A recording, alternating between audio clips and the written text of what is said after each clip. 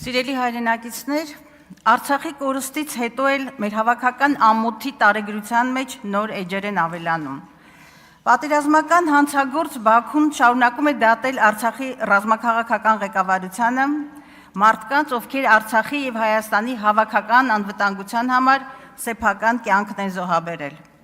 ՀՀ արտգործնախարարը հայտարարում է, թե բոլոր միջազգային հարթակներ օգտագործվում են գերիների եւ այլ պահված անձանց վերադարձի ուղղությամբ։ Իրականում ունենք 0 արդյունք։ Իսկ ԵԱՀԿ եւ Եվրանեստ խորհրդարանական վեհաժողովներում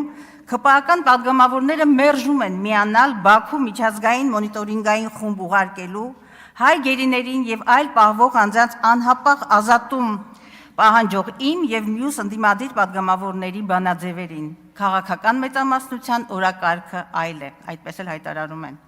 ՀՀ արտգործնախարարի խոսույթն էլ այնքան ականջահաճո է թուրք լրագրողին, որ վերջինիս թվում է, թե թուրք պաշտոնյայի է լսում։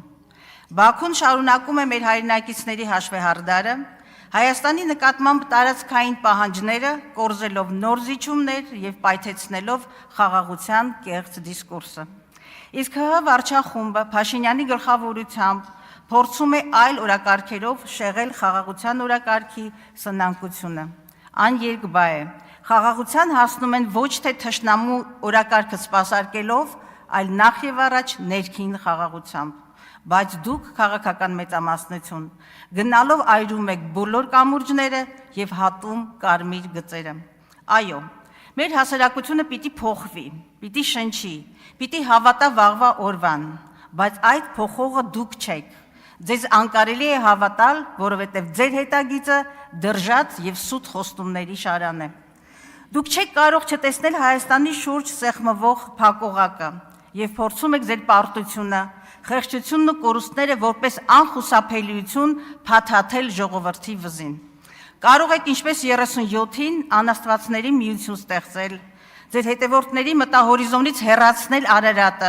օրացույցից ջնջել ապրիլ 24-ը, սեփական եկեղեցի հիմնել, ուրանալ Արցախը, մեր ինքնությունն աղճատող գեղագիտություն պարտադրել, ձեր հեղափոխությունը փառաբանող հիմնադրամին $500,000 հատկացնել, այլախոհների բերանը փակել, ինչպես եւ անում եք, բայց սրանից Հայաստանը ոչ ուժեղանում է, ոչ էլ դառնում անվտանգ։ Ամենօրյա մղձավանջ եւ քաոս, սա է իրական Հայաստանի պատկերը։ Մերժումի գաղափարով ոչ կենսունակ երկիր է կառուցվում, ոչ էլ հանրային համերաշխություն։ Բայց արդյոք իրապես ուզում եք եւ ունակ եք կենսունակ երկիր կառուցել։ Մի քանի ցուցանիշ։ Գիտությունը պետք է լինի ՀՀ կայուն զարգացման անկյունակարային ոլորտներից մեկը, ամրագրել եք կառավարության ծրագրում։ Արդյոք սա մաքուր պոպուլիզմ չէ, երբ գիտությանը հատկացվում է ՀՆ-ի ընդամենը 0.35%-ը,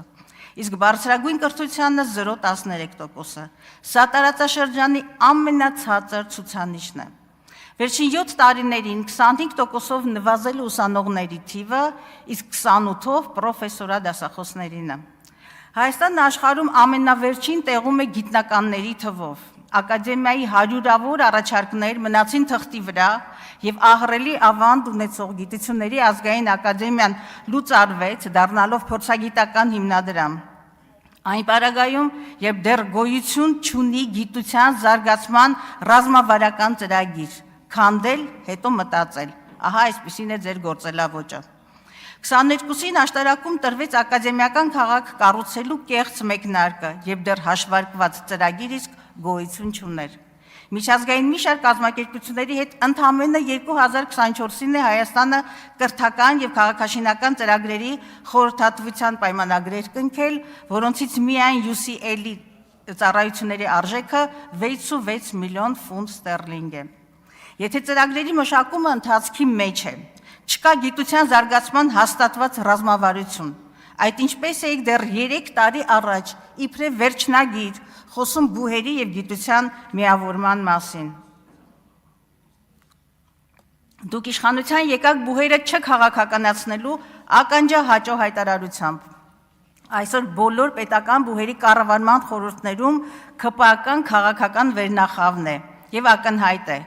Այսպես կառավարելի եւ հնազանդ ընտրազանգված եք գոյացնում։ Բրյուսովի զավթման օպերացիայից շատ եմ խոսել, հիշեցնեմ, 22-ին ընտրված թեկնածուն օրենքի խախտումով չհաստատվեց։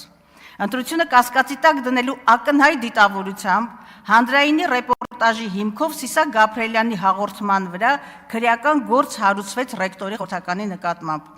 Պաշտոնի անհամապատասխանության հիմքով աշխատանքից ազատվեց պրոռեկտորը։ Ոստիկանության գրոհով եւ օրենքի խախտումով ռեկտոր կարգվեց Գյուրջինյանը, որի օրոք բուհից հեռացան եւ հեռացվեցին մի քանի տասնյակ որակյալ մասնագետներ, ինչ ունենք հիմա։ Թամրազյանը վերջերս ընդամենը 2 ամիս առաջ արդարացվել է դատարանի վճռով, քրեական գործերը կարճվել են, պրոռեկտորի աշխատանքից ազատվելու դիմումը դատարանը ճանաչել է անվավեր, իսկ վերջիններիս հանրային միջոցներից 10 միլիոնի հատուցում է տրվել։ Ինչ արձանագրեցինք, զորբայություն, բուհի հեղինակության անկում, ուսանողների ոտնահարված շահ եւ պատասխանատվության ենթարկված ոչ մի պաշտոնյա։ Բուհերում 37 թվի մթնոլորտ է։ Քաղաքական հայացքների համար տասնյակ դասախոսներ են ազատվում աշխատանքից։ Օրերս ֆինանսական խոշոր սկանդալի կենտրոնում հայտնվեցին մանկավարժականի ռեկտորն ու պրոռեկտորը։ Նրանք մեղադրվում են կազմակերպված հանցագործության, խարդախության եւ կաշառք ստանալու համար։ Բուհի 50 միլիոնի միջոցներից կողմնակի եկամուտ ստանալու որոշման տակ հոգաբարձուների խորհրդի նախագահ ԿԳՄՍ նախարար Ժաննա Անդրեասյանի ստորագրությունն է։ Հարգելով անմեղության կանխավարկածը, այնուամենայնիվ մի բան ակնհայտ է։ Տիկին Անդրեասյանը ձախողել է բուհի ֆինանսական գործընթացների նկատմամբ վերահսկողությունը, ինչը իր անմիջական պարտականությունն է։ Ճակերտավոր բարեփոխումների մեկ այլ ոլորտ հանրակրթությունը։ Վերջին 4 տարիներին կամավոր ատեստացիա է անցել հանրապետության ուսուցչական կազմի միայն 20%-ը։ Տարակարգ ունեն 1426 ուսուցիչներ։ 300,000 դրամ եւ ավելի աշխատավարձ է ստանում 7,5%-ը միայն։ Տարածաշրջանում սրանք ամենացածր ցուցանիշներն են։ Հանրապետության 300-ից ավելի դպրոցներում շարունակվում է թափուր մնալ տնօրենի հաստիքը, պատկերացնում եք 300 դպրոց չունի տնօրեն եւ բնականաբար ժամանակավոր պաշտոնակատարներից արդյունավետ եւ պատասխանատու կառավարում ակնկալելը միամտություն է։ Մեկ այլ պոպուլիստական ծրագիր, մինչև 26 թվականը խոստացել է կառուցել 300 դպրոց, նվազագույնը։ Այս պահի դրությամբ ուշադիր խոստացված 300 դպրոցներից շինաշխատանքները ավարտվել են ընդամենը 59-ում, հիշեք այս թիվը, ընդամենը 59-ում, այս պահի դրությամբ։ Անցնող ամիսների կտրվածքով հանրակրթական եւ նախադպրոցական հաստատությունների կառուցում հիմնում ծրագրի կատարողականը 48% է։ Գույքով եւ տեխնիկայի ապահովումը 33.6, մարզադահլիճների կառուցումը 12%, հանրային գրադարանների բազայի զարգացում 14%, թանգարանների եւ պատկերասրահների հիմնանորոգում 26%, հուշարձանների վերականգնում 38%։ Վերջին 4 տարիներին ԿԳՄՍ ոլորտի կապիտալ ծախսերի միջին կատարողականը չի գերազանցում 40%-ը, բայց կատարողականի կողքին լրջագույն խնդիր է նաեւ կատարման որակը, ոչ պատշաճ վերահսկողությունը եւ հանցավոր ոչ պրոֆեսիոնալիզմը։ 750 միլիոն գնահատված վերանորոգման պայմաններում ցեղասպանության հուշահամալիրի վերանորոգման խայտառակ ընթացքը կասեցվեց հանրային եւ մասնագիտական ճնշման արդյունքում, իսկ 740 միլիոն գնահատված Թումանյանի թանգարանի աշխատանքները այսօր սառեցված են եւ շենքը վերածվել է անկտուր փլատակի։ Եվ մի բացահայտուն, պարզվում է, որ որոշ մշակութային պոակների տնօրեններ արտաբյուջետային միջոցների հաշվին եռամսյակի կտրվածքով ստանում են մինչև 5 միլիոն, 3 միլիոն, 2 միլիոնի հասնող պարգևավճարներ, այն դեպքում, երբ տվյալ կոլեկտիվների գիտական, վարչական կամ տեխնիկական աշխատողները, որոնք նաև գեներացնում են այդ միջոցները, վարձատրվում են 83,000-ի շրջանակներում։ Այս տրամաբանությունը բացատրություն է պահանջում։ Եվ վերջում քաղաքական մեծամասնություն, եկեղեցու դեմ անհավասար եւ հակասահմանադրական պայքարի եք դուրս ելել, քանդելով պետականության հիմքերը նաեւ։ Ես ձեզ հիշեցնում եմ, պառակտումի մեղքը չի մաքրվում անգամ նահատակության արյամբ։